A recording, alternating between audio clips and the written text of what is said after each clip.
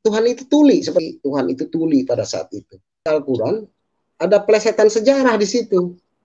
Tidak tahu Tuhan tuli artinya tidak mendengar apa yang saya adukan, tidak mendengar apa yang saya sampaikan. Padahal begitu lama tahun, dari mulai tahun 2002 saya berdoa, Tuhan berikan saya penerangan ini. Kenapa umat ini bisa jadi begini? Pada pelit juga, sudah pada pelit juga. Dilihat dari lapangannya juga, kejadian di lapangan juga, memang buahnya tidak bagus itu. Sementara umat yang lain saya lihat, kan saya lihat dengan mata sendiri. Umat yang lain tidak seperti umat saya. Nah ini ada apa ini dengan ini? Saya mulai bertanya dan bertanya kepada Tuhan, tapi Tuhan itu tuli pada saat itu. Tidak tahu Tuhan tuli atau saya memang banyak dosanya ya.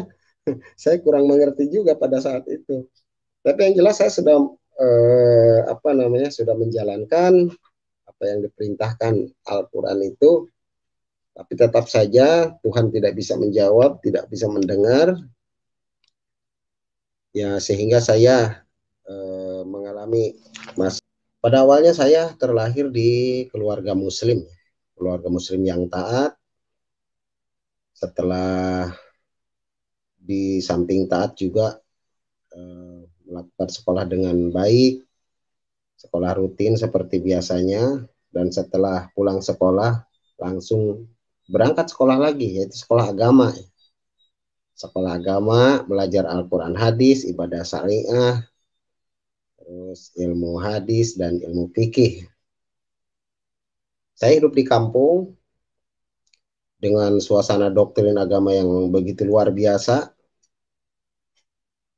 Sampai saya tidak bisa tidak bisa bahwa agama ini agama yang paling baik, tidak ada tandingannya bahwa agama Islam ini agama yang paling baik, agama yang saya anut. Ada di luar Islamnya, karena Islam ini adalah rahmatan lil alamin. Islam ini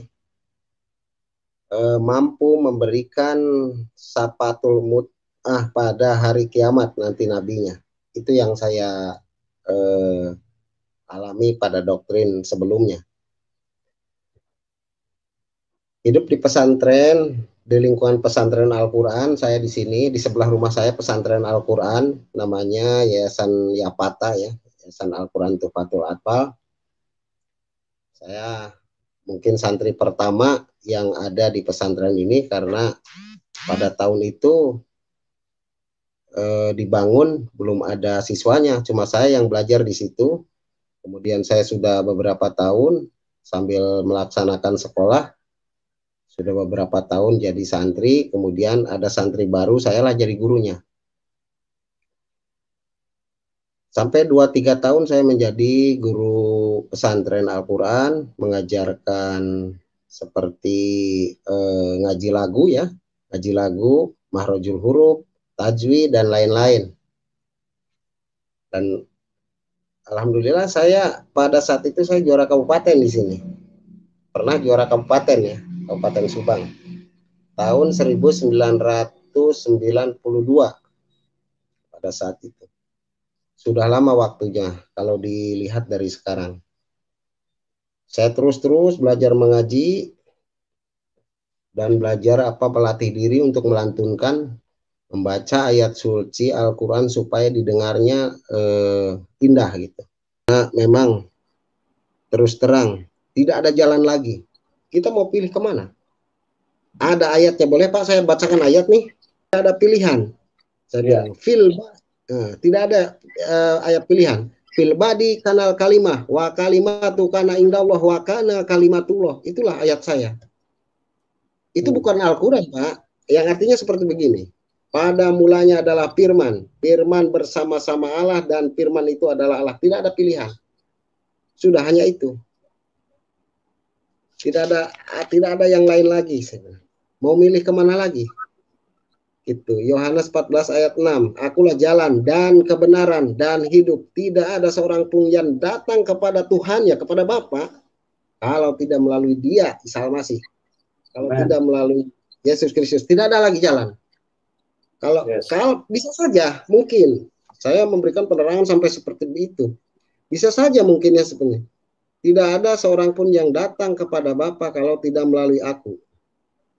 Dalam ayat pertamanya, akulah jalan dan kebenaran dan hidup. Bisa saja nabi lain seperti itu juga. Oke lah, nabi lain seperti itu juga. Tapi di kata-kata sambungannya tidak ada seorang pun. Nah, kalau sudah ada tidak ada seorang pun, mau siapapun berarti pada saat itu. Mau siapapun tidak ada lagi.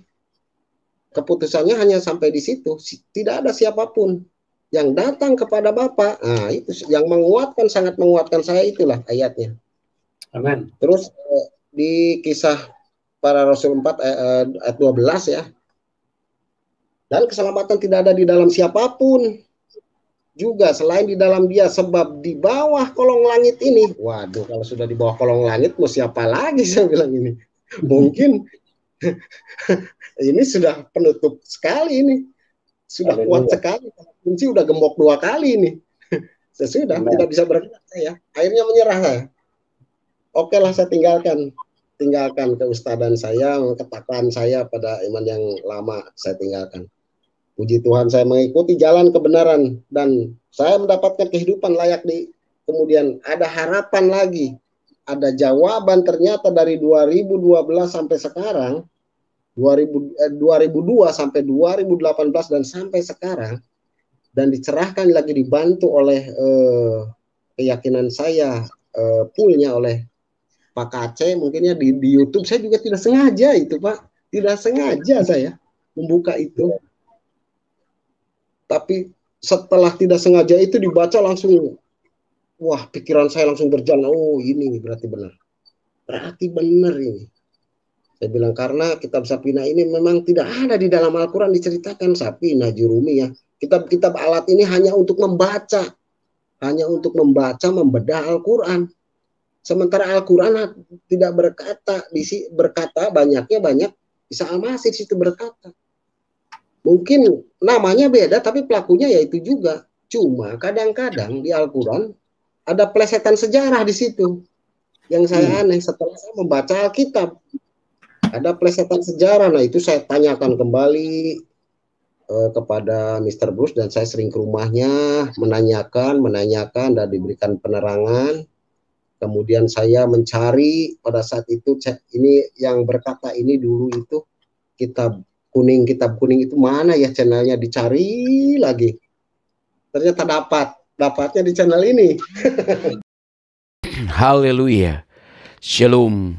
Salam sejahtera dalam kasih Tuhan kita Yesus Kristus. Bagaimana kabar saudara hari ini? Tentu kami berdoa saudara selalu dalam keadaan sehat dan diberkati oleh Tuhan. Amin. Saudaraku, kali ini suatu kabar yang mengejutkan. Bagaimana seorang tokoh agama, bagaimana seorang pemimpin, seorang guru, seorang pengajar yang kemudian menyatakan bahwa Tuhannya itu mungkin tuli, tidak percaya lagi dengan Tuhan. Ini mengejutkan, sangat-sangat mengejutkan. Tetapi begitulah saudara-saudara, ketika kita salah di dalam menuhankan Tuhan yang benar, mengalahkan Allah yang benar, kita menganggap bahwa kita sedang menyembah Tuhan, padahal bukan Tuhan yang benar. Kita sedang berpikir bahwa kita sedang berdoa kepada Tuhan, tetapi bukan Tuhan yang benar. Nah, hal ini dialami oleh seorang guru ya, seorang tokoh, seorang pemimpin, seorang pengajar yang kemudian menyadari bahwa selama ini doa-doanya, mengapa doa-doanya tidak dijawab. Saudaraku, tentu kesaksian ini sangatlah menarik untuk kita akan lihat dan dengarkan. Semoga kesaksian ini dapat memotivasi saudara-saudara semua untuk percaya kepada Yesus Kristus sebagai Tuhan yang benar, karena Ia menjawab setiap pergumulan dan doa-doa kita. Apa yang menjadi doamu akan dijawab oleh Tuhan. Tanpa berlambatan waktu, mari kita ikuti kisah kesaksian dari pesaksi ini yang sangat luar biasa. Kami berdoa semoga saudara diberkati oleh Tuhan, dan yang lemah dikuatkan, yang bimbang diteguhkan, dan yang sedang kebingungan mereka akan diberikan kepastian oleh Tuhan. Selamat menyaksikan. Baik, salam. Selamat malam semuanya yang standby pada channel ini. Untuk itu kami mohon maaf, minta izin kepada semuanya yang mendengar. Tentunya akan menceritakan beberapa pengalaman saya dari mulai kecil sampai sekarang sudah percaya Tuhan Yesus. Amin. Pada awalnya saya terlahir di keluarga Muslim yang taat.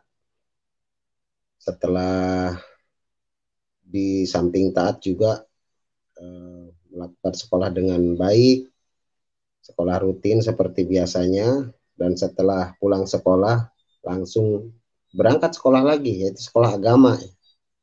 Sekolah agama, belajar Al-Quran hadis, ibadah syariah, terus ilmu hadis dan ilmu fikih.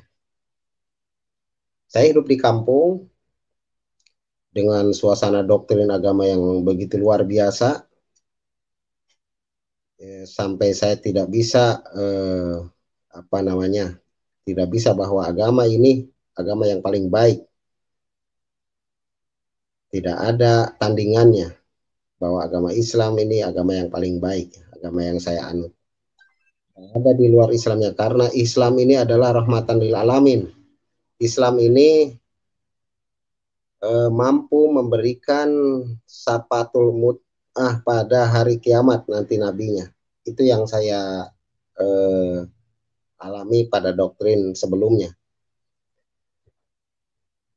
Hidup di pesantren, di lingkungan pesantren Al-Quran. Saya di sini, di sebelah rumah saya pesantren Al-Quran, namanya Yayasan Yapata ya, Yayasan Al-Quran Tuhfatul Atfal. Saya mungkin santri pertama yang ada di pesantren ini, karena pada tahun itu dibangun belum ada siswanya, cuma saya yang belajar di situ. Kemudian saya sudah beberapa tahun sambil melaksanakan sekolah, sudah beberapa tahun jadi santri, kemudian ada santri baru, saya lah jadi gurunya. Sampai 2-3 tahun saya menjadi guru pesantren Al-Quran, mengajarkan seperti ngaji lagu ya, ngaji lagu, mahrojul huruf, tajwid, dan lain-lain. Dan alhamdulillah saya pada saat itu saya juara kabupaten di sini. Pernah juara kabupaten ya, Kabupaten Subang. Tahun 1992 pada saat itu. Sudah lama waktunya kalau dilihat dari sekarang. Saya terus belajar mengaji dan belajar melatih diri untuk melantunkan, membaca ayat suci Al-Quran supaya didengarnya indah gitu. Dan mendidik siswa-siswa saya untuk mengucapkan atau membacakan ayat suci Al-Quran dengan nada-nada dan irama yang bagus pada saat itu. Dan di rumah pun saya semakin didoktrin agama oleh keluarga. Saya seorang muslim yang taat, tidak boleh juga satu waktu pun meninggalkan sholat, karena satu waktu meninggalkan sholat pun itu hukumannya 10.000 tahun ya, nanti di akhirat katanya. Makanya saya sangat takut sekali meninggalkan sholat. Tapi sudah jelas saya tidak menutup diri bahwa dengan sholat ini kadang-kadang saya bingung juga ya, karena kenapa bisa sih harus seperti itu, seperti kita diikat, setiap waktunya diikat, tidak ada kemerdekaan. Nah, di situ saya mulai berpikir, tapi saat itu saya belum berpikir keras. Kemudian saya tidak pernah meninggalkan sholat satu waktu pun, bahkan saya dididik ilmu tambahan, yaitu ilmu bela diri, ilmu-ilmu kegaiban dalam mengenal ilmu-ilmu kegaiban, mengenal jin, terus bagaimana berinteraksi dengan jin-jin di sekitarnya, jin baik atau jin jahat. Terus ilmu kontak juga. Ilmu kontak itu seperti ilmu kalau orang mau menyerang, kita cukup tahan napas, orang itu terbanting dengan sendirinya. Nah, itulah ilmu kotak. Ibaratnya saya selain belajar agama, ada ajaran tambahan juga yang saya lakukan pada saat itu. Saya meraih ilmu itu, ilmu-ilmu yang tidak seperti orang lakukan, yaitu ilmu tidak mempan dibacok lah, ilmu tahan ditembak, terus ada silet pun saya makan, tidak masalah, tidak ada apa-apa. Air keras pun dipakai cuci muka dulu pada saat itu. Jadi air keras atau benda-benda tajam tidak kena di badan saya dengan ritual-ritual khusus ya, dengan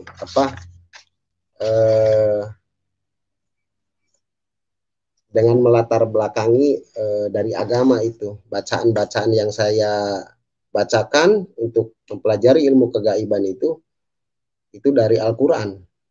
Dan itu pun dari guru saya. Saya tidak mengerti apa-apa. Kemudian saya sampai bisa pada saat itu. Sampai lulus SMA. Saya sama orang tua saya tidak diizinkan untuk bekerja dulu. Karena orang tua saya pada saat itu memberitahukan, sebelum kamu bekerja, kamu pemantapan dulu. Makanya saya dipesantrenkan ke daerah Banten ya pada saat itu.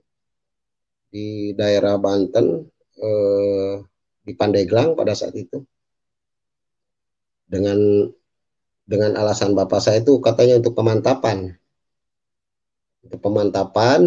terus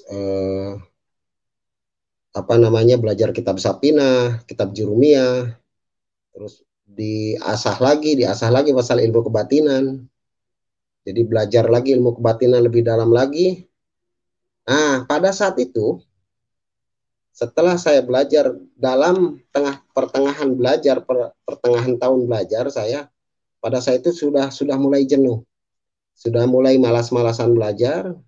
Kemudian pada saat waktu Isya, saya masih ingat malam Jumat pada saat masuk waktu Isya, kurang lebih sekitar jam 7 sampai setengah 8, orang-orang dipanggil untuk jadwal kurikulum ngaji pada saat itu, ngaji kitab Jurumiyah. Tapi saya tidak pergi. Saya berangkat dari pesantren, dari Kobong namanya ya, dari Kobong. Kalau tempat pesantren itu namanya Kobong. Dari Kobong saya berangkat, tapi tidak sampai ke masjid, tidak sampai ke tempat belajar. Saya pergi ke warung saja, yang dekat-dekat pesantren itu. Pergi ke warung, dalam artian saya nakal pada saat itu. Karena sudah saking jenuhnya pelajaran saya terima, begitu banyaknya pelajaran saya terima, saya pergi ke warung saja.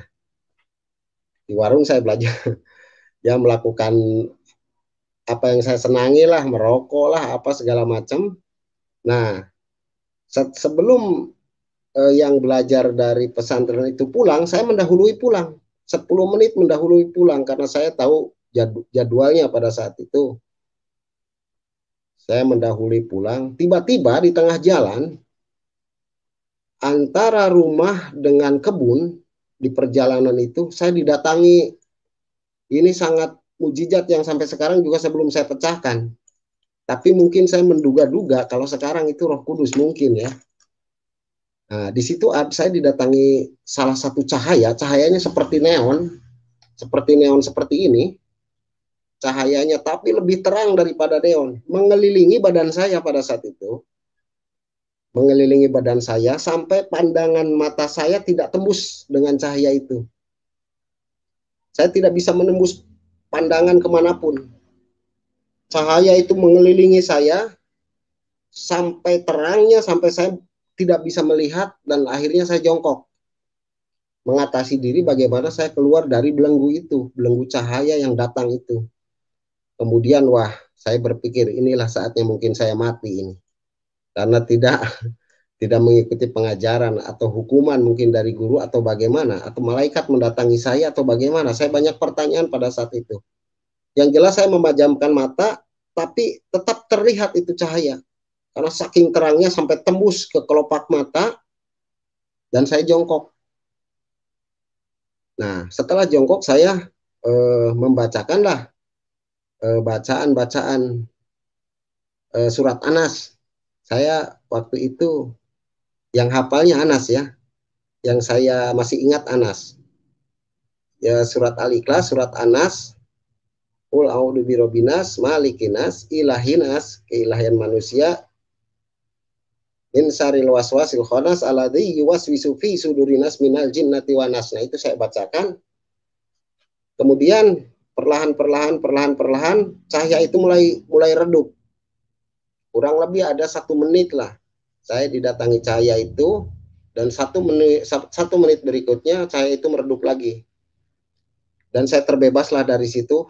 Kemudian setelah itu saya lari pulang ke Kobong ya, namanya tempat kamar pesantren namanya Kobong di sana, di daerah Banten itu. 1,5 tahun saya belajar di sana. Setelah lulus SMA saya belajar 1,5 tahun. Saya tinggal di rumah, pulang lagi ke rumah, daerah Subang, dengan suasana yang panas, terus suasana di pesantren juga, di rumah juga, karena di sebelahnya pesantren juga.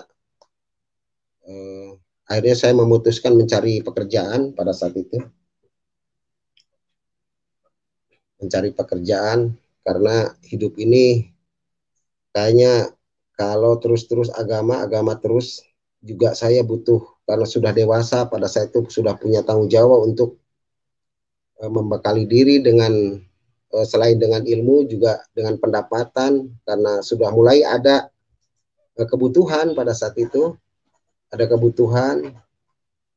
Nah, saya mulailah mendaftarkan diri kepada instansi kepemerintahan ya. Nah, alhamdulillah saya hanya sekali saja daftar, saya diterima.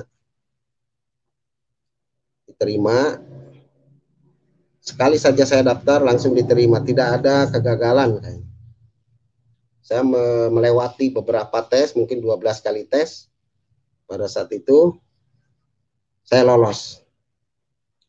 Alhamdulillah saya lolos, terus saya berbakti mungkin kepada negara sampai sekarang. Itu dari pada saat itu. Setelah saya 25 tahun mengabdi di negara, saya terakhir, kemudian tahun-tahun terakhir ke 25 tahun saya mengabdi, saya ditempatkan di bagian pemancar radio ya, di bagian pemancar radio. Namanya RETX kalau bahasa tekniknya. RETX.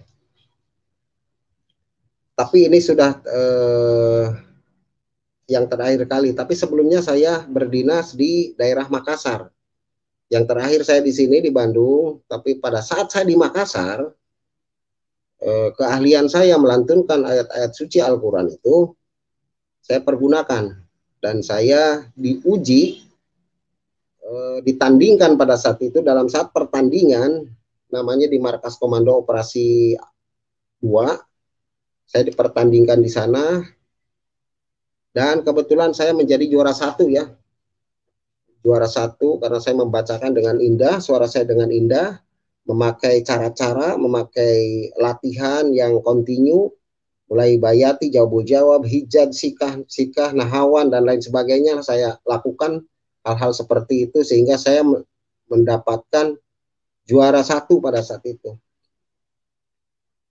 Dan saya setelah mendapatkan juara 1, kemudian dipertandingkan lagi di Jakarta ya, yang juara 1 di daerah dipertandingkan di Jakarta, kemudian saya mendapatkan juara lagi, dan saya diberikan hadiah pada saat itu.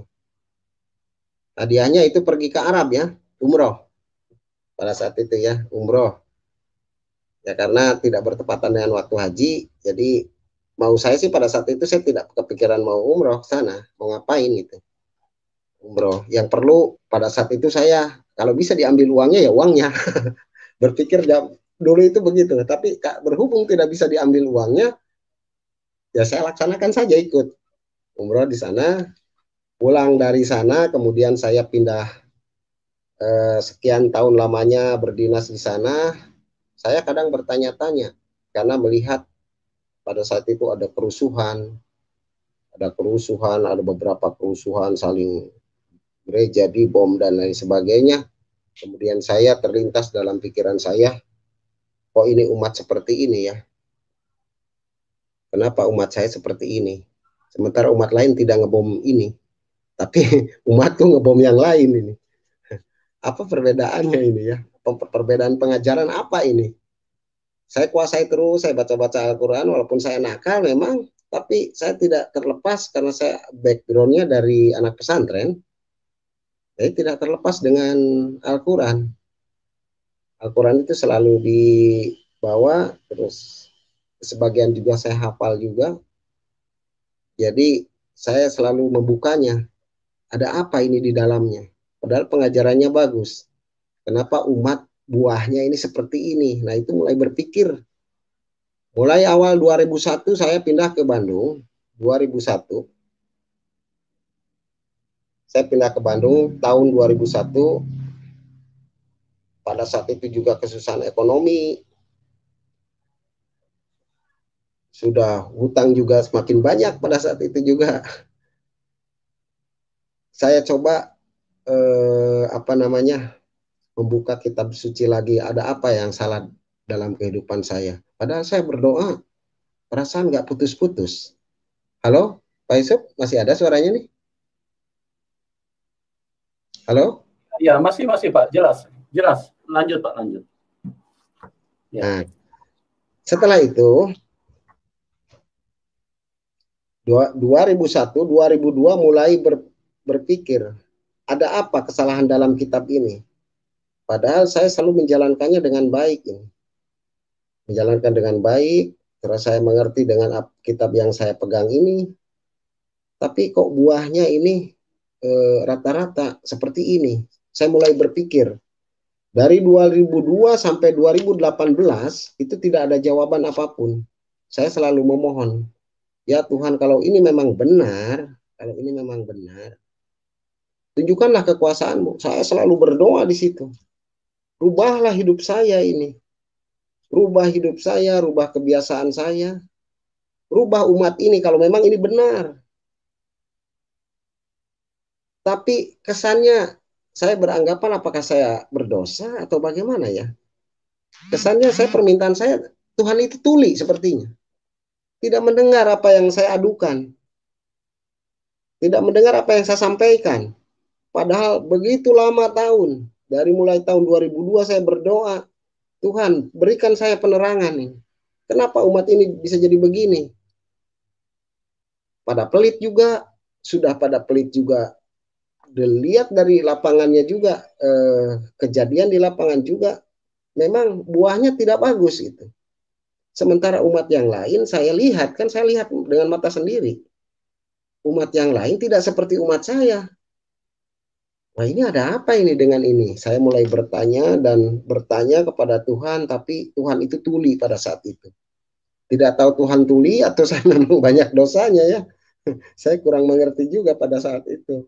Tapi yang jelas saya sudah sudah menjalankan apa yang diperintahkan Al-Quran itu. Tapi tetap saja Tuhan tidak bisa menjawab, tidak bisa mendengar. Ya, sehingga saya mengalami masa dinas di kepemerintahan itu 25 tahun sampai sekarang mungkin lebih ya. Saya di dinas terakhir 2018 itu di bagian pemancar radio. Jadi pemancar radio itu seperti BTS HP lah. Tapi ini hubungannya dengan radio voice. Radio data, radio voice, ya, bersangkut paut dengan jaringan komunikasi radio.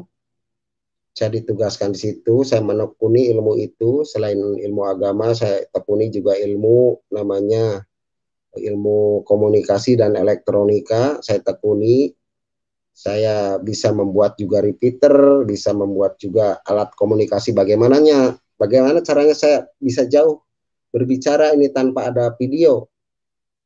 Radio ini kekuatannya ini hanya 5 kilo, tapi bagaimana saya kembangkan bisa jadi 2-30 kilo. Saya bisa membuat seperti itu dengan pelajaran saya. Dan puji Tuhan saya di bagian radio itu saya disekolahkan oleh negara, pernah ke Australia.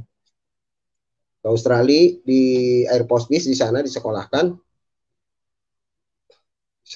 dalam kurun waktu di sana beberapa bulan saja. Kemudian saya disekolahkan lagi ke Timur Tengah di sana, dan dalam kurun waktu tidak lama juga, hanya beberapa bulan saja. Kemudian saya kembalikan ke Indonesia, ke sini. Setelah itu, setelah saya menguasai ilmu elektronika dan komunikasi, saya ada salah satu hari pada saat itu saya diperintahkan oleh pimpinan untuk perbaikan alat komunikasi di daerah gunung pada saat itu. Nah, ini awal saya dikenalkannya oleh Tuhan, mengenali Yesus di sini. Saya diperintahkan oleh pimpinan ke daerah gunung. Pada saat itu saya pagi sudah mulai berangkat, berkemas-kemas, saya berseragam, kemudian saya pergi ke gunung sendirian. Setelah itu pekerjaan sudah selesai dan alat itu sudah baik kembali. Saya pulang dari gunung sampai ke kaki gunung itu kurang lebih 2 jam memakai kendaraan roda 2 di salah satu bukit, namanya desanya Desa Sukawana ya. Di Desa Sukawana saya melihat sekitar setengah 6 maghrib ya, setelah 6 sore, saya masih ada di kaki gunung, melihat ada salah satu kerumunan. Yang saya heran, ini kerumunan ini bukan orang ini, bukan orang kita ini, bukan orang Indonesia. Saya sebagai petugas di situ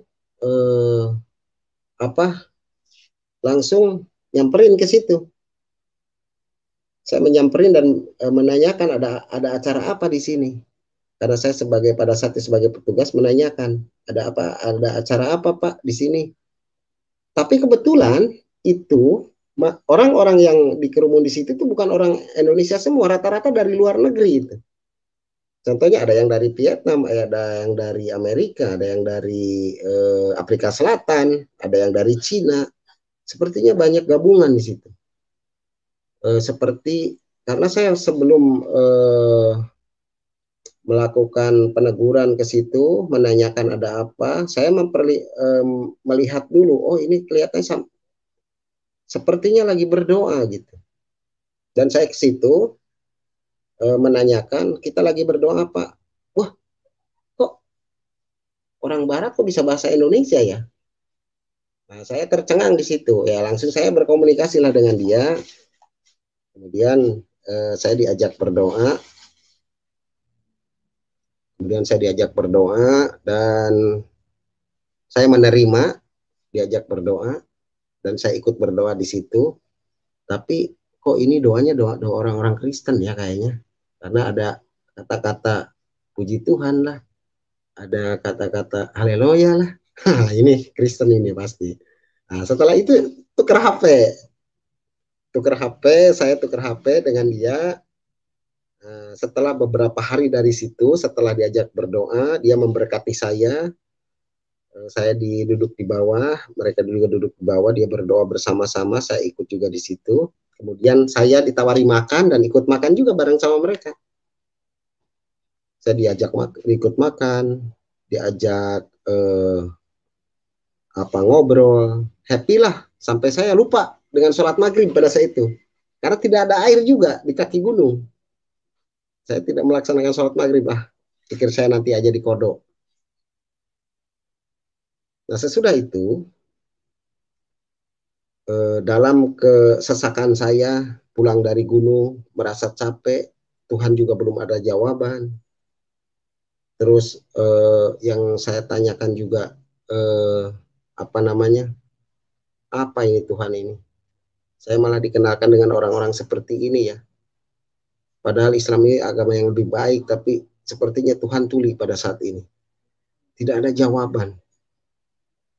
Padahal dulu saya pernah mengalami mujizat didatangi cahaya. Apa ini? Saya sudah putus asa pada saat itu. Kehilangan jati diri saya sebagai orang yang beriman pada saat itu dalam agama saya. Karena saya berdoa selalu tidak ada jawaban, selalu tidak ada jawaban. Sampai saya hujat Tuhan. Tuhan, kalau memang betul kamu tuli, ambil pada saat ini nyawa saya. Percuma saya hidup ini. Tidak ada jawaban apapun.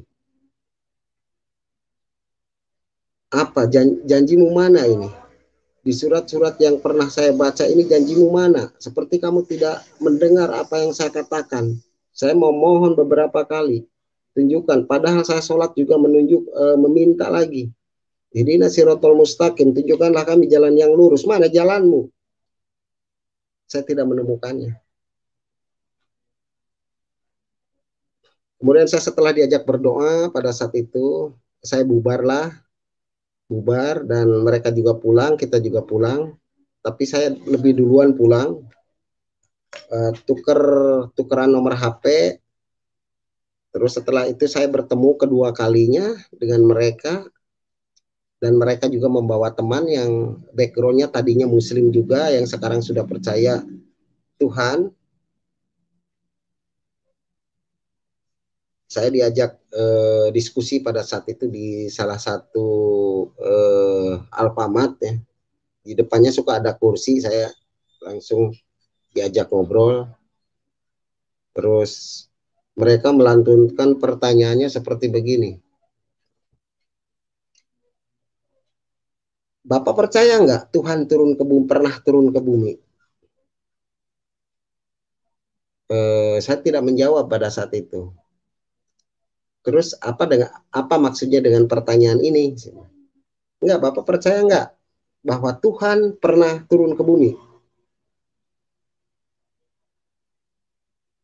Saya tidak percaya.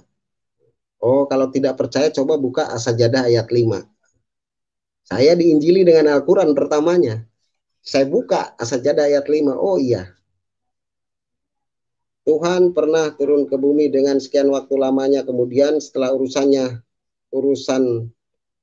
selesai kepadanya, lalu Allah akan kembali ribuan tahun lamanya menurut perhitunganmu. Oh iya, berarti pernah turun ya.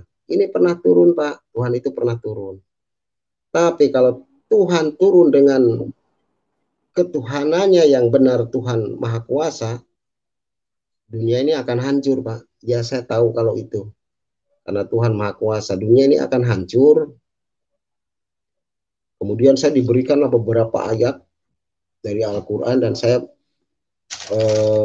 pada saat itu digali kembali. Terus dikenalkanlah. Mereka hebat karena mereka berangkat menginjil dari Al-Quran. Saya dikenalkan di WA dengan namanya Pak Ronald ya. Temannya yang mengajari saya itu namanya Pak Ronald, itu hebat sekali. Karena saya diinjili dengan Al-Quran. Kalau langsung dengan Injil mungkin saya langsung menolak itu. Dia mengenalkan bahwa Isa Al-Masih adalah orang yang dijanjikan. Bukan Imam Mahdi yang lain. Tapi inilah orangnya katanya. Dia seorang nabi, seorang utusan Allah. Dia firman Allah juga. Dia mengatakan selalu perkataan yang benar. Dia roh Allah juga. Dia sebagai tanda juga. Dia hakim juga. Semuanya dia yang dibahas. Sampai saya tidak bisa sampai saya tidak bisa ngomong pada saat itu.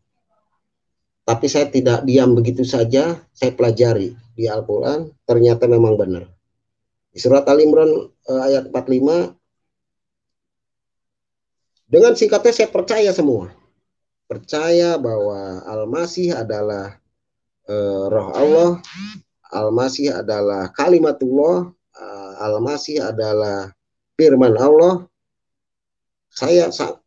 Setelah saya mengaji lagi, saya percaya bahwa dia adalah firman Allah, roh Allah, dan dia adalah hakim yang adil. Karena semua ada di dalam Al-Quran. Dari mulai surat Al-Baqarah ayat 87, 253 ayat, surat 3 ayat 45, surat 3 ayat 45, terus surat 3 ayat 171, 172, surat 3 ayat 19, ayat 30, surat 4 ayat 157, surat 4 ayat 75, surat 19 ayat 34, dan banyak lagi saya hafal itu tentang Isa Al-Masih. Di situ saya mulai tergugah, oh benar, ini kayaknya benar. Tapi yang saya bingung pada saat itu, bagaimana dengan sholat saya? Bagaimana dengan haji dengan umroh saya? Bagaimana dengan ibadah saya yang lain selama ini? Disitulah saya berkecamuk. 1 minggu saya mungkin memikirkan apa yang saya terima pengajaran dengan otak saya tidak sinkron. Mungkin saya bingung pada saat itu. Kebetulan kalau saya mengaku diri, jujur saya mengakui pada saat itu saya tidak sinkron.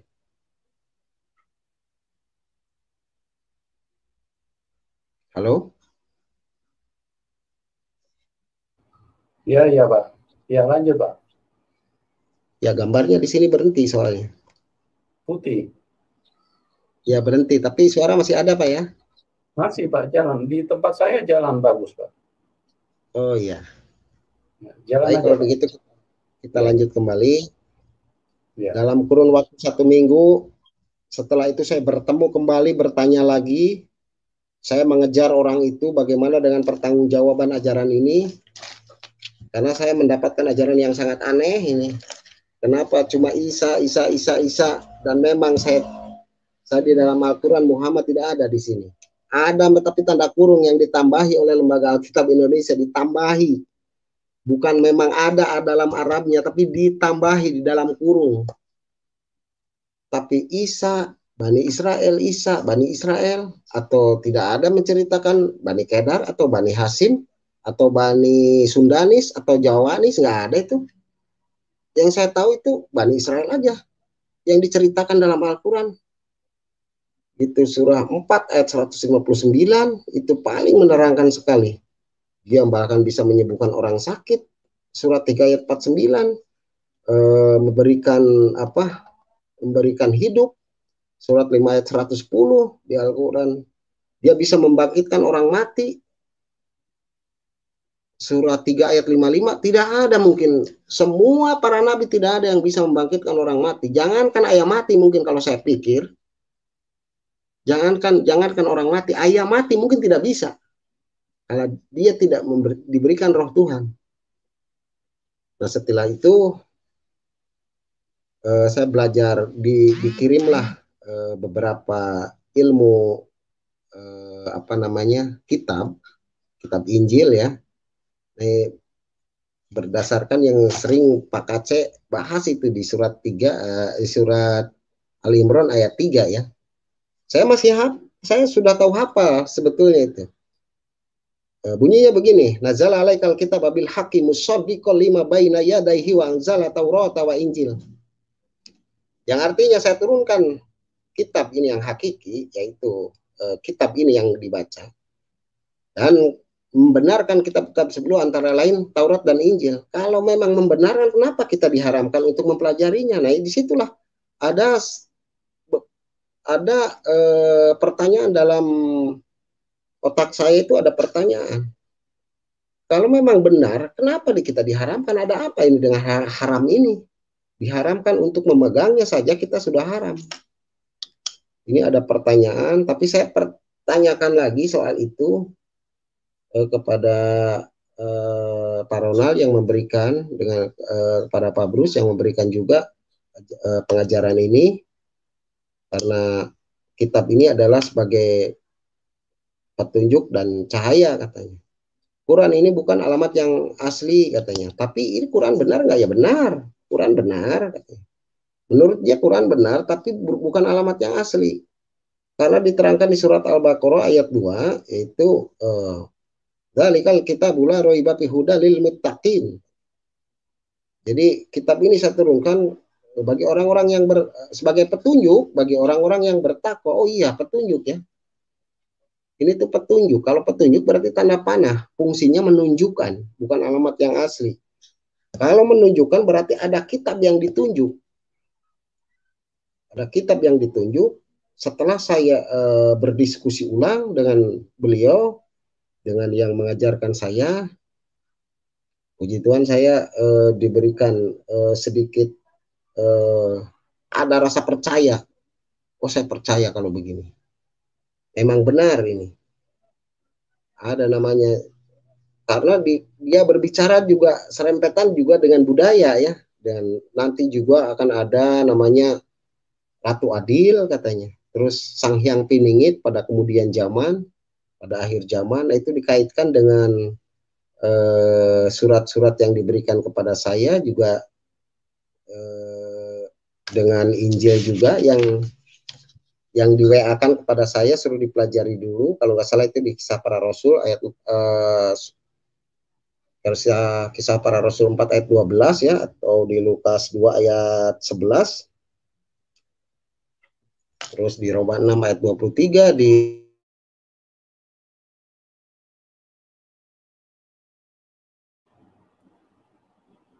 ayat 6, dan banyak-banyaklah ayat-ayat favorit ya yang dia berikan kepada saya. Kemudian saya percaya 2018 pada saat itu saya orang yang percaya pada saat itu.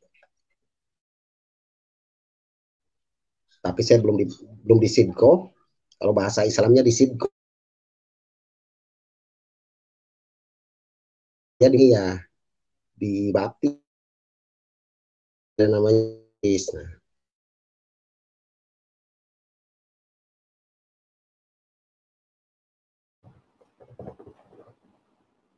Ya, Pak Elia.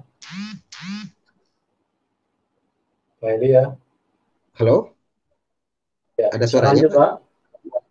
Ya, tadi sempat terputus, ya. Pak. Sempat terputus ya. Ya. Ya.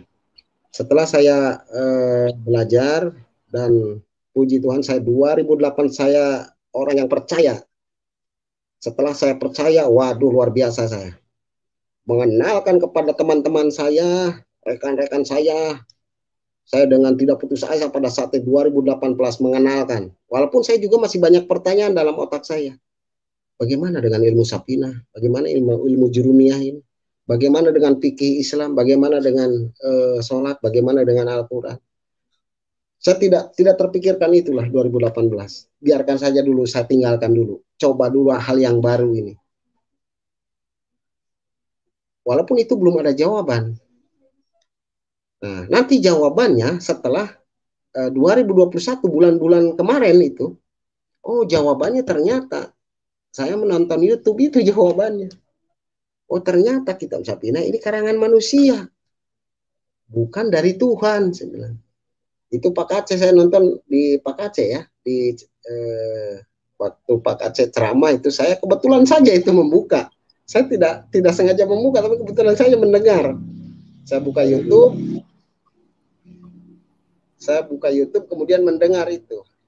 Kitab Safinah ini bukan dari Tuhan, tapi dari Syekh Nawawi Al-Bantani, dari Syekh Salim bin Samir, dari Hadramaut Yaman, imamnya Imam Syafi'i.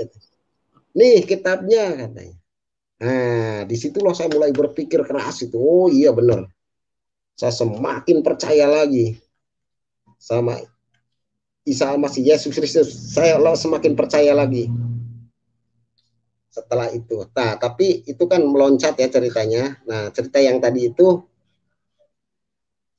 setelah saya di 2018 awal dikenalkan oleh namanya Pak Bruce Walker, terus sama Pak Ronald dan rekan-rekannya, saya diberikan pengajaran. Cuma karena memang saya bingung pada saat itu bagaimana dengan kitab ini yang saya pelajari yang lalu. Kemudian jawabannya pada tahun ini. Nah, pada tahun itu saya memberikan apa namanya pengetahuan saya mengenai Isa Al-Masih kepada rekan-rekan saya. Terus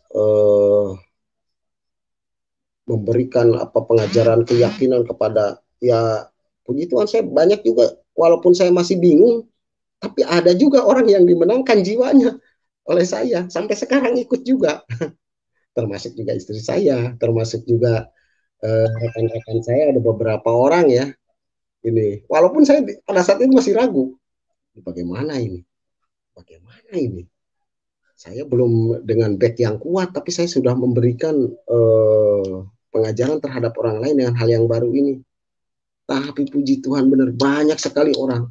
Bukan hanya di situ, saya kan membangun stasiun komunikasi di Pemancar itu, di rumah. Dengan tower yang cukup tinggi juga, saya berdakwah di situ. Didengar mungkin oleh ribuan orang itu. Tapi ada saja yang ikut. Walaupun saya belum paham itu sebetulnya pengajaran, belum paham. Pada saat itu. Nah, mulailah di situ saya goyang. Karena keluarga saya mulai menghujat saya. Keluarga saya, kebetulan istri saya juga tidak sepaham pada saat itu. Dan sampai sekarang saya mengalami perpisahan. Dan saya meninggalkan beberapa anak di sana, 4 anak dan ikut 1. Dan setelah beberapa tahun, sampai sekarang saya mengalami hal yang baru, diberikan pengganti oleh Tuhan juga. Walaupun dengan masih agama yang lama, tapi puji Tuhan yang sekarang sudah mengikuti apa yang saya ajarkan, mengikuti Isa Al-Masih, mengikuti Tuhan Yesus Kristus. Karena memang terus terang tidak ada jalan lagi. Kita mau pilih kemana? Ada ayatnya, boleh Pak saya bacakan ayat nih? Boleh Pak, boleh. Haleluya. Nah, ayat ini tidak ada pilihan. Saya bilang, tidak ada ayat pilihan. Fil badi kanal kalimah wa kalimatu kana indallah wa kana kalimatullah. Itulah ayat saya. Itu bukan Al-Qur'an, Pak. Yang artinya seperti begini. Pada mulanya adalah firman. Firman bersama-sama Allah dan firman itu adalah Allah. Tidak ada pilihan. Sudah hanya itu. Tidak ada yang lain lagi. Mau milih kemana lagi? Itu Yohanes 14 ayat 6. Akulah jalan dan kebenaran dan hidup. Tidak ada seorang pun yang datang kepada Tuhan, ya kepada Bapa, kalau tidak melalui Dia, Isa Al-Masih. Kalau tidak melalui Yesus Kristus, tidak ada lagi jalan. Kalau bisa saja mungkin saya memberikan penerangan sampai seperti itu. Bisa saja mungkinnya sebenarnya. Tidak ada seorang pun yang datang kepada Bapa kalau tidak melalui aku. Dalam ayat pertamanya, akulah jalan dan kebenaran dan hidup. Bisa saja nabi lain seperti itu juga. Oke lah, nabi lain seperti itu juga. Tapi di kata-kata sambungannya, tidak ada seorang pun. Nah, kalau sudah tidak ada seorang pun, mau siapapun berarti. Pada saat itu. Mau siapapun tidak ada lagi. Keputusannya hanya sampai di situ. Tidak ada siapapun yang datang kepada Bapa. Nah, itu yang menguatkan, sangat menguatkan saya, itulah ayatnya. Amin. Terus di Kisah Para Rasul 4 ayat 12 ya. Dan keselamatan tidak ada di dalam siapapun juga selain di dalam Dia, sebab di bawah kolong langit ini. Waduh, kalau sudah di bawah kolong langit mau siapa lagi, saya bilang ini. Mungkin ini sudah penutup sekali ini. Sudah kuat sekali. Kunci udah gembok 2 kali ini. Sesudah tidak bisa bergerak saya. Akhirnya menyerah saya. Oke lah, saya tinggalkan keustadan saya, ketakwaan saya pada iman yang lama saya tinggalkan. Puji Tuhan, saya mengikuti jalan kebenaran dan saya mendapatkan kehidupan layak kemudian ada harapan lagi.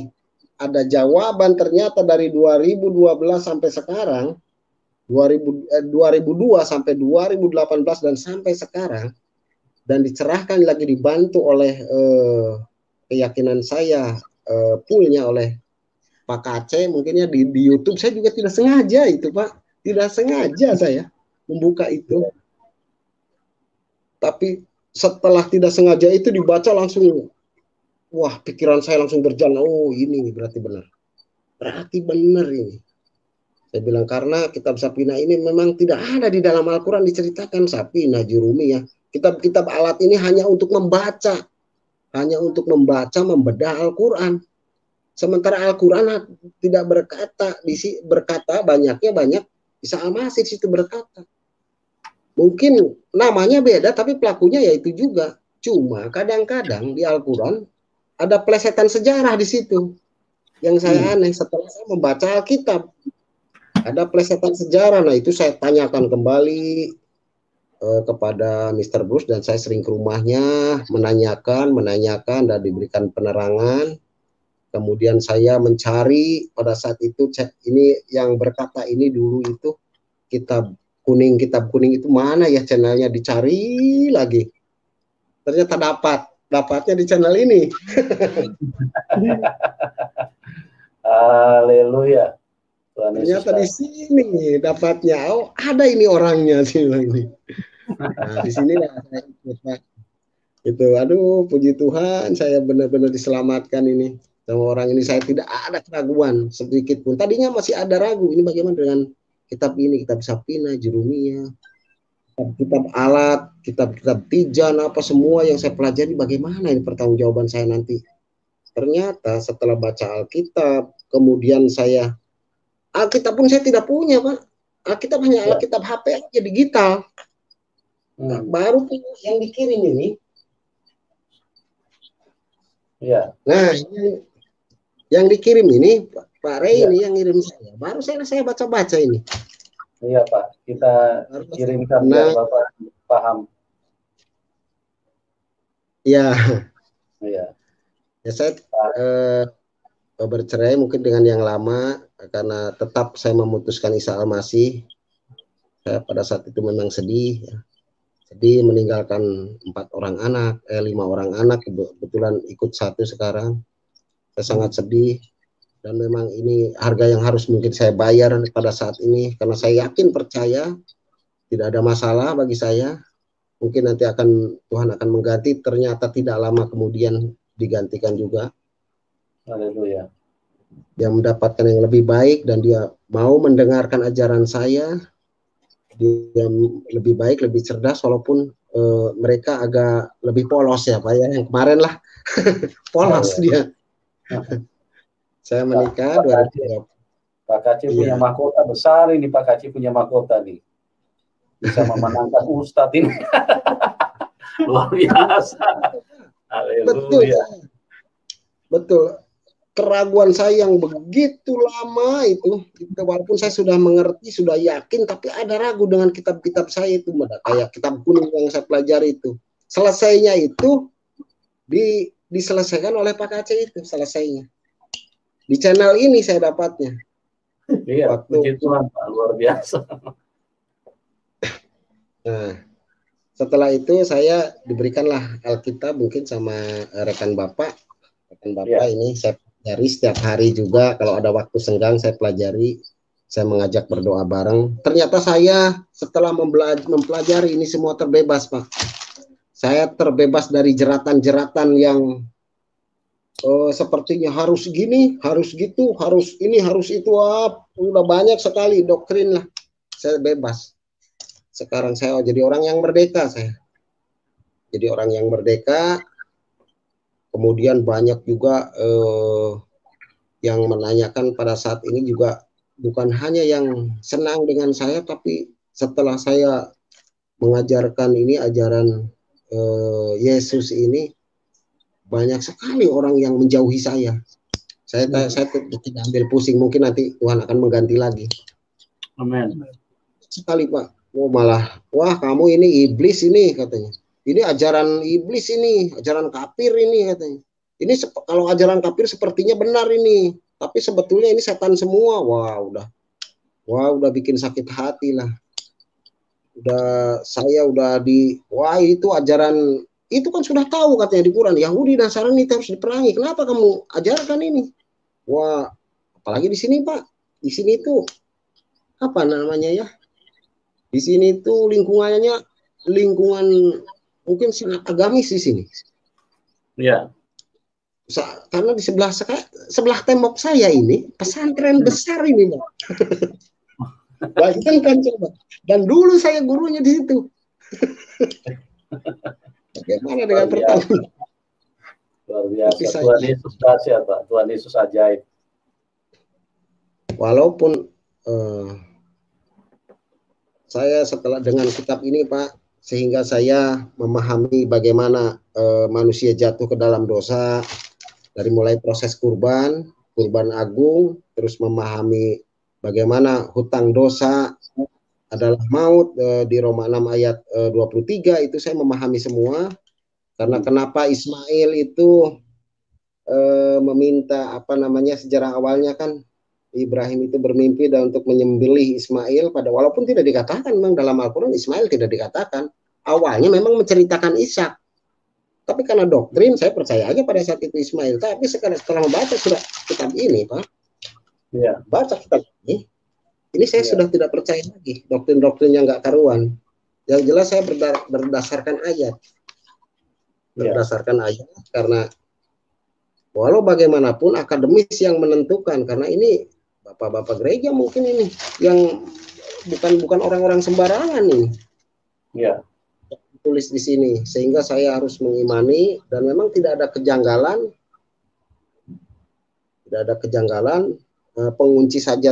Pengunci saya pada saat itu mengunci saya untuk tidak bisa kembali lagi ke yang lama. 3 ayat, Pak. 3 ayat. Yahya 14 ayat 6, Kisah Para Rasul 4 ayat 12, Matius 11, Matius 11 ayat 28, 29, 30. Terus sama Lukas 2 ayat 11, mungkin itu yang saya pahami untuk mengunci saya. Hari ini telah lahir Kristus Tuhan di kota Daud.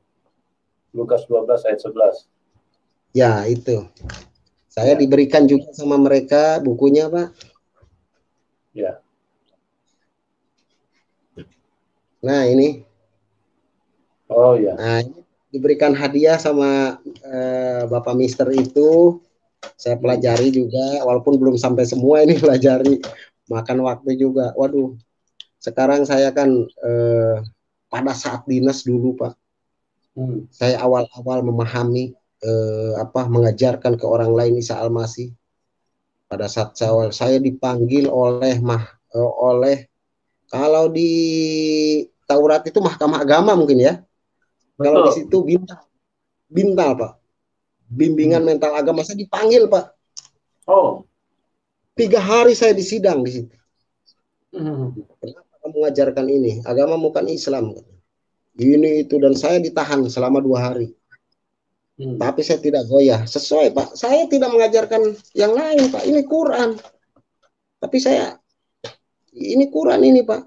Yang saya ajarkan ini Quran. Saya tidak mengajarkan yang lain. Untung saya punya backup itu, Pak. Kalau tidak punya backup, saya mungkin tidak bisa keluar itu. Ada masalah di situ. Sampai saya diancam itu, sudah divonis di penjara kurang lebih mungkin 2 tahun ya. 2 tahun itu saya. Sudah divonis, saya berdoa kepada Tuhan, bagaimana ya Tuhan, dengan ini saya mengabarkan ini demi kamu, kok malah saya jadi bermasalah. Pertamanya saya di situ awalnya, tapi waduh, puji Tuhan, luar biasa. Ada mujizat itu, Pak. Tiba-tiba ada bekas komandan saya melihat, dan kemudian tersentuh hatinya, dan dia langsung bantu. Tidak bisa ini, anak ini diadili secara begini, tidak bisa. Harus dibuktikan dulu keadaannya, harus dibuktikan dulu dia bercerita apa.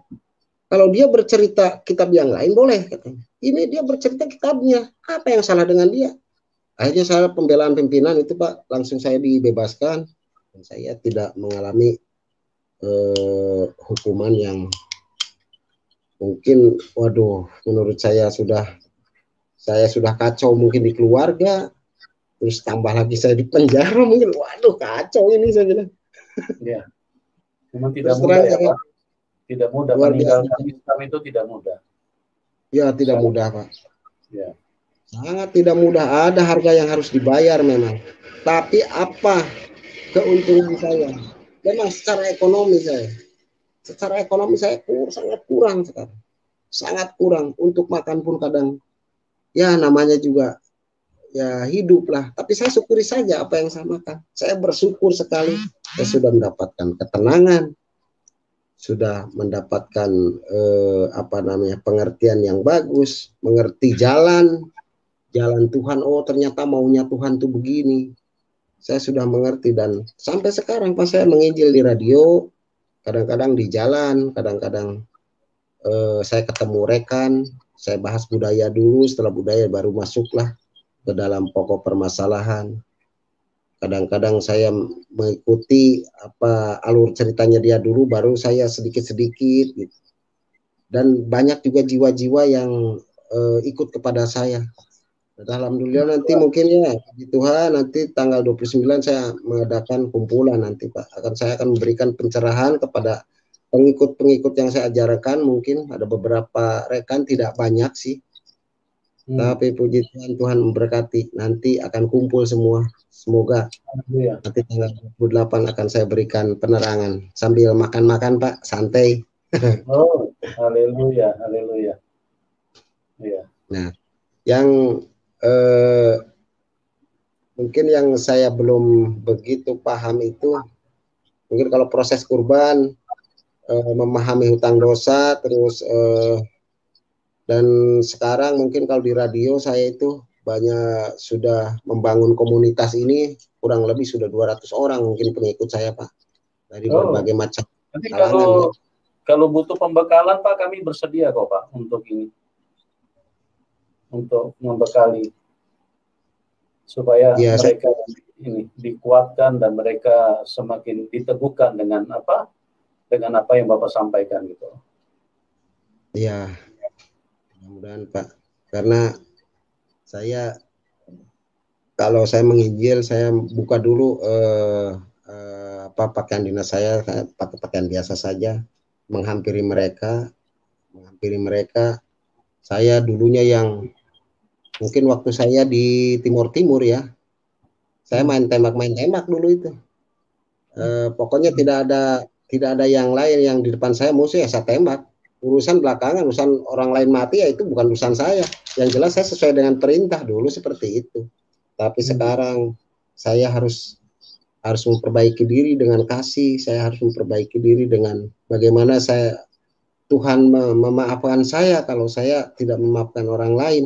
Bagaimana Tuhan bisa memberikan saya rezeki kalau kita tidak bisa memberikan rezeki terhadap orang lain, walaupun cuma berupa ilmu Pak. Kalau berupa harta mungkin saya tidak punya. Berupa apa saja yang saya bisa bantu. Saya lumayan banyak pengikut menurut saya ya, kalau menurut orang lain belum banyak ini. Tapi dengan keringat susah payah saya segitu udah lumayan Pak, udah lumayan. Luar biasa. Padahal itu yang saya berikan setiap ketemu orang, tapi hasilnya kadang-kadang nol. Aduh, sedih sekali saya pulang. Saya bercerita panjang lebar, akhirnya cuma dicaci, hadiahnya cuma dicaci. Anjir, ini gimana ini? Gak apa-apa Pak, itu di mata manusia kan memang kelihatannya tidak ada hasilnya, tapi di mata Tuhan apa yang Bapak bagikan itu sesuatu yang tidak ternilai Pak, karena yang Bapak bagikan itu kebenaran, yang Bapak sampaikan itu adalah tentang berita tentang Tuhan. Jadi jangan kita dipengaruhi dengan hasil yang kita saksikan, tapi apa yang kita sampaikan itu adalah sesuatu yang sangat berharga di mata Tuhan Pak Elia. Iya, ada pernah saya menginjili salah satu orang, kemudian orang itu ya ilmunya sih tidak ustadz banget, cuma memang adalah sedikit ilmunya. Dia pada saat keluarkan Al-Quran, saya masih bisa layani kalau keluarkan Al-Quran, karena saya juga awalnya juga dari situ. Saya tahu proses kemana dia larinya. Begitu dia mengeluarkan yang saya tidak bisa layani itu, bukan dengan akademis Pak. Kadang-kadang yang di seberang sana itu, yang di sebelah sini nih, sebelah rumah saya, itu pakai katanya, itu pakai kitab katanya. Saya sudah bingung sendiri itu kadang-kadang. Kata ini, kata itu, katanya. Wah ini, kalau pakai Quran saya masih bisa jawab lah. Ada ya, tetapi kalau pakai katanya, kata ini, kata itu, wah ini kitab katanya membahayakan. Kadang-kadang buntu juga saya ini. Ya memang begitu. Jadi banyak hal yang kita kita dapatkan apa yang kita jalani selama ini. Jadi kita lihat bahwa seseorang yang berjumpa Tuhan Yesus itu ada perubahan yang luar biasa.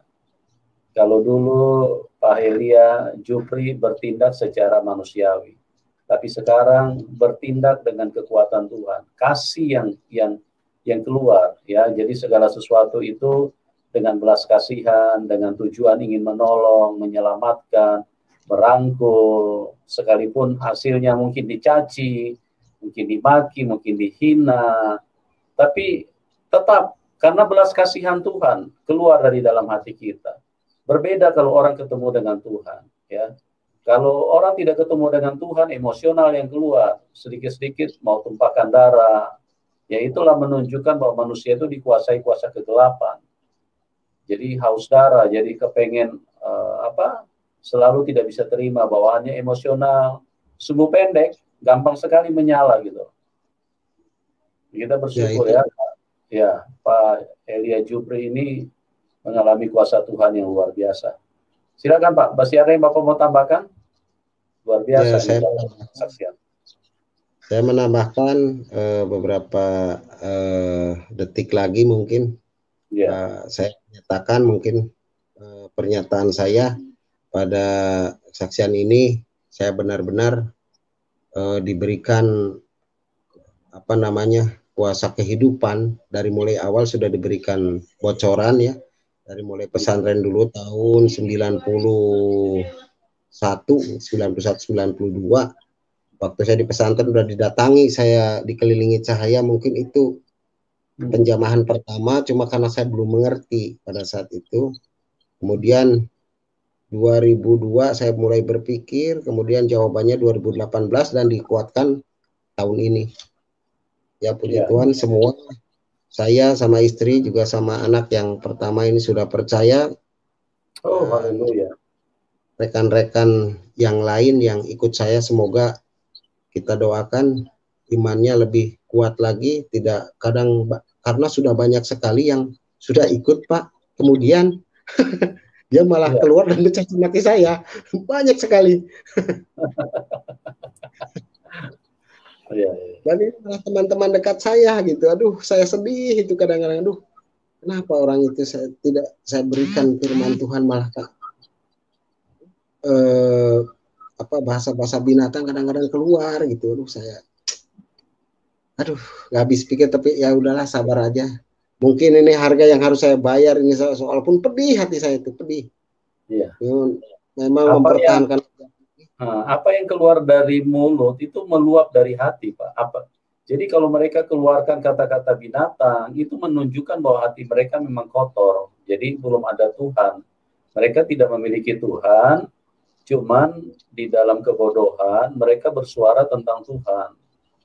Nah, itulah yang menunjukkan bahwa bahasa-bahasa yang mereka ungkapkan itu bahasa-bahasa yang tidak ada Tuhannya. Jadi kata-kata kotor, kata-kata makian, kata-kata hinaan, dengan menyebutkan kita dengan sebutan-sebutan binatang. Itulah Pak ciri-ciri orang-orang yang tidak bertuhan, tapi ngaku-ngaku bertuhan, karena mereka dibodohin setan Pak. Ditipu sama setan, seolah-olah mereka bertuhan, padahal setan lah yang menggerakkan mereka gitu. Jadi sabar aja Pak, sukacita aja, karena apa yang Bapak sampaikan itu tidak sia-sia, tidak sia-sia. Seperti ini kita berbagi di YouTube ini ada ribuan Pak orang yang dijamah Tuhan, bahkan tidak sedikit ada ustadz-ustadz yang bertobat, termasuk salah satu ini Pak Elia Jupri gitu loh. Jadi tidak sia-sia Pak, apa yang kita taburkan. Memang kalau yang kena diikat sama setan, tetap aja mereka ini ngotot, tetap aja mereka istilahnya menyangga, membantah, mutar-mutar kayak di padang gurun, kayak kipas angin. Tapi tidak jarang Tuhan menjamah yang orang-orang yang istilahnya yang berkompeten di dalam agama, seperti ustadz. Nah, termasuk Bapak salah satu. Dan Bapak bisa memenangkan ratusan orang. Jadi dari sehari ke sehari ini banyak sekali orang yang dijamah Tuhan, yang dipindahkan dari gelap kepada terang. Ya begitu Pak. Silakan Pak kalau Bapak masih mau tambahkan sebelum kita masuk diskusi dengan teman-teman. Ya, penambahannya mungkin tidak banyak dari saya. Ya, itu kesaksian saya itu saya nyatakan benar apa adanya. Saya tidak menambahi juga tidak mengurangi. Ini kesaksian yang sangat saya pertanggungjawabkan, dan ini benar adanya. Saya memang bisa dites lah. Kalau untuk mengaji lantunan-lantunan ayat suci Al-Quran seperti Nanang Qasim Muammar, saya bisa. Iya. Itu apa? Iya, Pak. Kalau Dari kita kalau begini, belajar ini ngaku-ngaku katanya boleh dites. Boleh dites. Ya. Seperti iya. apa namanya? Seperti Yohanes Yohanes 1 pasal 1 ya. Bilbadi kanal kalimatu wa kana kalimatu indallah wa kana kalimatullah. Itu bukan Quran itu Injil. Yohanes 1 pasal 1 ayat 1 itu. Ya, pada mulanya adalah firman bersama-sama dengan Allah, dan firman itu adalah Allah. Nah, itulah Pak artinya.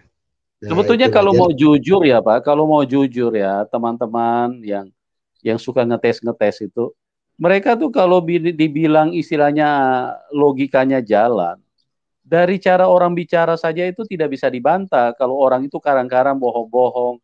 Dari raut wajah saja kelihatan, gerakan mulut saja kelihatan, gerakan wajah, gerakan muka, gerakan mata, itu kan kita bisa perhatikan orang ini berbohong apa enggak. Apalagi ada yang namanya ilmu psikolog. Itu sangat terlihat, Pak. Pertama masuk itu Pak, saya dikiranya disetel sama Pak Kace. Duh, kenal aja enggak sih? Dikiranya disetel katanya Pak. Duh, ada-ada aja saya bilang. Itu ada aja gitu, tapi ya udah biarkan lah. Biarkan aja Pak. Memang mereka itu ini istilahnya pakai ilmu pakai konsep maling teriak maling Pak. Jadi biasa ada mereka yang melakukan kesalahan, tapi mereka teriakin orang lain yang maling gitu. Sama dengan ahli-ahli Taurat kan, waktu berjumpa Tuhan Yesus. Haleluya, puji Tuhan. Sudah mendengar kesaksian tadi? Jangan lupa untuk terus membagikan tayangan kami kepada sekalian banyak orang. Sampai berjumpa lagi dalam program acara kami selanjutnya. Tuhan Yesus memberkati. Shalom. Haleluya.